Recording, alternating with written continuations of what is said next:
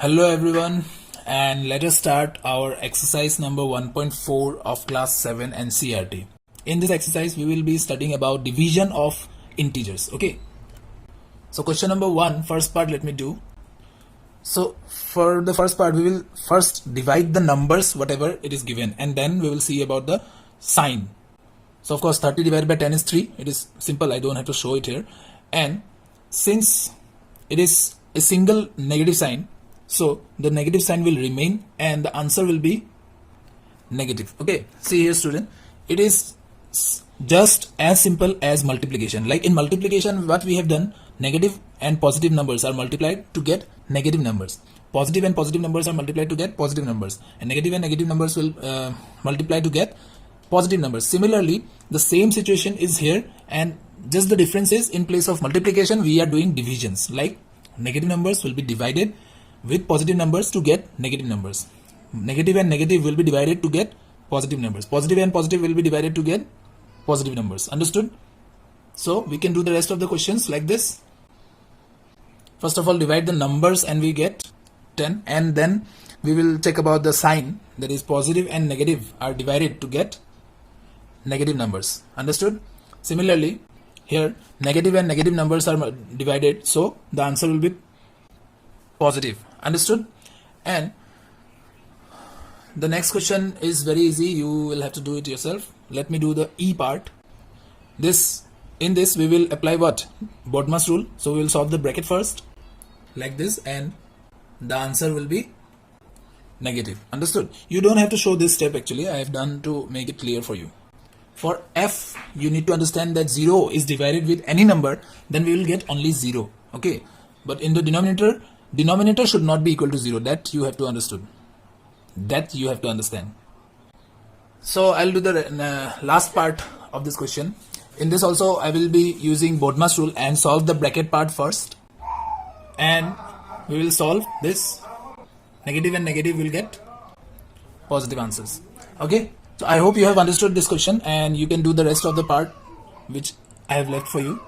So let's go to the next question, number 2. In this, an equation is given in the question and A, B and C values are given in the parts. We just have to verify the given equation with the values of the A, B and C. Okay, so this is the given equation we need to verify. See here students, as I have taught you during your last class about the distributive property, this is something like distributive property only, but in place of multiplication it is given that division. So for division, distributive property is not valid for division. That we need to prove it here. Okay, so in words they are not asking, they have given the equation, but if in words it has been asked, the question would have been prove that distributive property is not valid for division. Okay, so we have the values of A, B and C. We will put it in LHS like this and solve this to get the answer of LHS. Okay, now we will be doing the same for RHS and we will get an answer for RHS also. So as you can clearly see that the answers do not match, therefore RHS is not equal to LHS, and that we needed to prove. Okay, this is what we needed to prove. Okay, so now let us go to the next question, which is a fill in the blank kind of question, in which in the first part you can see what should be divided with 369 to get 369. Obviously that is 1. Okay, now the next part is minus 75 should be divided with what to get minus 1, so that would be plus 75. Okay, so similarly we can do the rest of the questions. I don't think I need to explain all of them. If you have any doubt, please ask me. Now for question number 4, we need to give 5 pair of examples such that A and B are the two numbers and the answer by dividing A and B is minus 3. So we need to give 5 pair of examples of A and B. You can have infinite number of examples. I'll show you 3 of the examples and you will have to give me 5 examples apart from these 3 and 1 in the book. So these are some examples for this question, and you can have many such examples by your own. Please comment 5 of unique examples like this. So next is a word problem in which temperature at a time is given and we need to find the temperature at some other time and as per the situation. Okay, so the situation that is given is, as in our first exercise we have been studying that above means positive, right? So this will be positive 10 and rate of decrease is minus 2 degree per hour. It is minus because it is decreasing. Okay, we need to find the time at which the temperature is minus 8. So that would be, so from positive 10 degrees Celsius it will reduce to negative 8 degrees Celsius. Okay, so we need to see how much time is required for that. So for that we will have to find the difference of the temperature.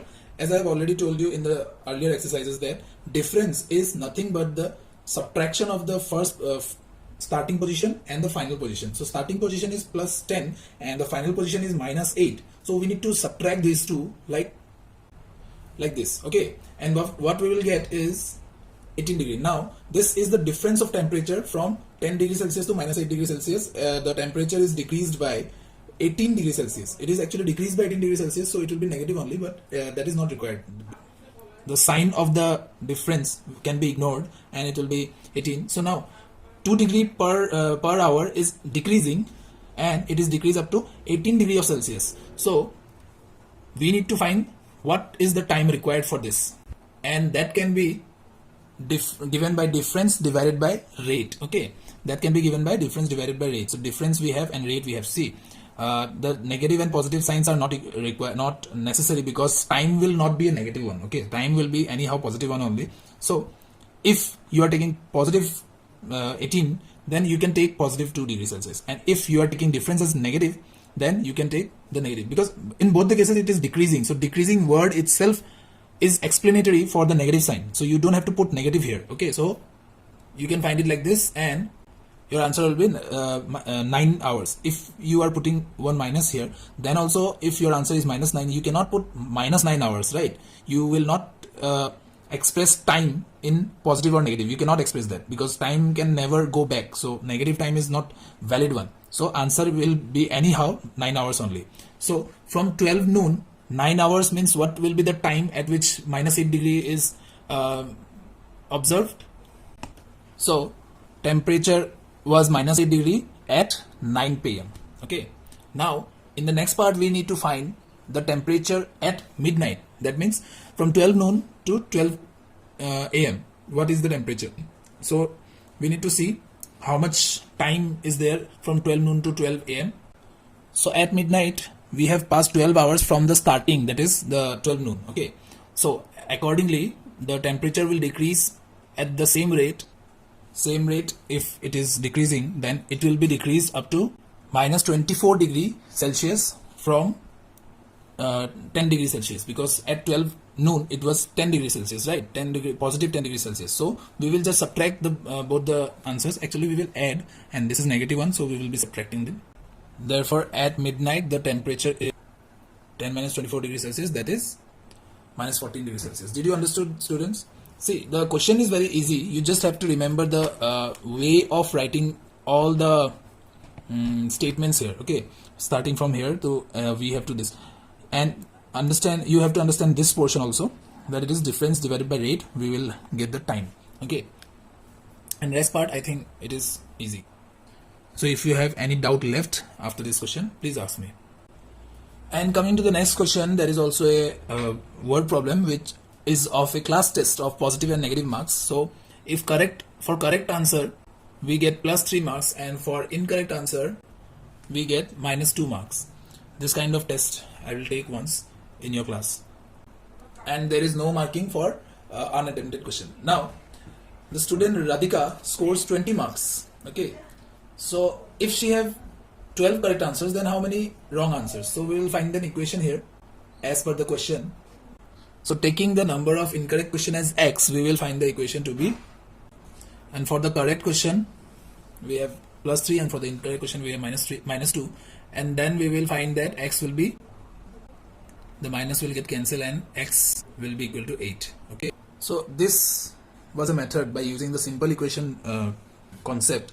So without using that we can solve it as Number of incorrect question will be total marks. Actually, number of incorrect marks will be total minus the correct marks, and the total marks is 20 and the correct marks is 12 into 3, that is 36. Okay, so the answer is minus 16 is the number of incorrect marks. Okay, so we need to find the number of incorrect question. Since we get minus 2 for each question, we will have to answer 8 incorrect question to get minus 16, right? That we can find through dividing this minus 16, that is the score of incorrect, divided by whatever marks we will get from one question. So for one question, for one incorrect question we get minus 2, so we are dividing minus 16 with minus 2, and that will be 8. So number of incorrect question is 8. So these are the two methods. Of course, this one you have not studied yet because simple equation chapter is not yet studied. So after studying simple equation chapter, this will be an easy way of solving the question, and this is a more like some typical way, but of course right now you can do this. Of course you can do both of them in any time, but this is for understanding right now, and this will be easier way if you have understood the simple equation concept. So in the next part, Mohini's total score is minus 5 and she have got 7 correct answer. Again we need to find the incorrect one. Okay, so we will do with both the methods. By getting a equation of x, we get our equation that will be equal to 13. So 13 incorrect questions were there. Let me find out with the another method, with the other method. So here what I have done, listen to me very carefully. Total marks minus correct marks, okay, divided by negative marking for incorrect answer, that is minus 2 in this case. So we'll just put the values. Total marks is minus 5 and the correct marks will be number of questions into 3, and that will be divided by minus 2, as minus 2 is given for each incorrect answers. See how I have made this formula, you know, because I have explained it above, right? I have explained it here how I have made this formula. So from this only I have just made it short. Okay, you can do with the long process also, no problem.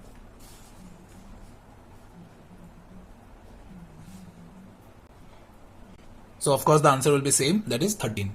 So for the third part, we need to use the simple equation concept here. So I'll be explaining that. So let the number of correct question be x. Therefore, what will be the number of incorrect question? Because she have attempted only, he have attempted only 16 question, right? That would be 16 minus x. Understood?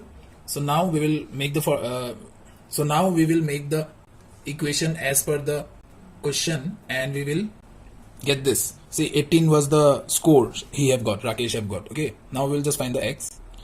Remember the distributive property, this will be multiplied with this and this will be multiplied with this also, that I have used here, and I'll get the value of x to be 10. So there were 10 correct question and 16 minus 10 will be 6 incorrect questions. See students, what I have done here, this is minus 32, and when it transposed, this is a method of transposition, when it is transposed to that side of the equation, minus 32 becomes plus 32. Okay, and 18 plus 32 we have 50, the rest is equal, easy. This 5 is multiplied with x, therefore this 5 is transposed to that side and we get 5 is divided with 50, because it was multiplied it will be divided, and 3x plus 2x is 5x, that I think you know. Correct is 10 questions and incorrect is 6 question, because 16 was the total question, so 10 plus 6 is 16, or you can say 16 minus 10 will be 6. So 6 incorrect questions are there. I hope you have understood this process, because this is very important process, and this will be more clear when we will start our simple equation chapter. Okay. So the next question is an elevator which is traveling at the rate of 6 meter per minute. We need to find the time taken for it to move from 10 meter above the ground to minus 350 meter. That means 350 meter below the ground. So this is ground, this is 10 meter above, and this is 350 meter below. So this will be taken as negative, because below means negative and above means positive. So we need to find the time taken from traveling from A to B. Okay. So again the same concept we have got here. We need to find the distance, total distance between A and B. So simple, we know that 10 plus 350 will be there. But using integers, as I have already done in the previous exercises, that this will be plus 10 and this will be minus 350, and we will have to subtract these two. Okay, the initial position will be subtracted from the final position, so we will get initial position minus final position. That will be 360 meters. See here students, A and B is 360 meters apart, and therefore the total distance traveled is 360 meters at the rate of 6 meter per minute, and we need to find the time. Therefore time taken will be given as distance traveled by the elevator divided by at the rate. So 60 minutes is the required answer. I hope you have understood this question, and also I hope you have understood the chapter. So congratulations, this is the last question. This was the last question of chapter 1. So we have completed chapter 1 successfully. Thank you. Stay home, stay safe, and keep practicing.